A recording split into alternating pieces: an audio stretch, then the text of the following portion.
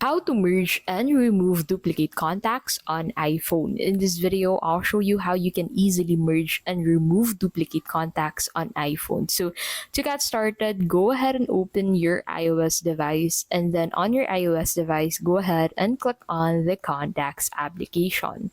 Now under the Contacts application, go ahead and open up that specific contact with a duplicate.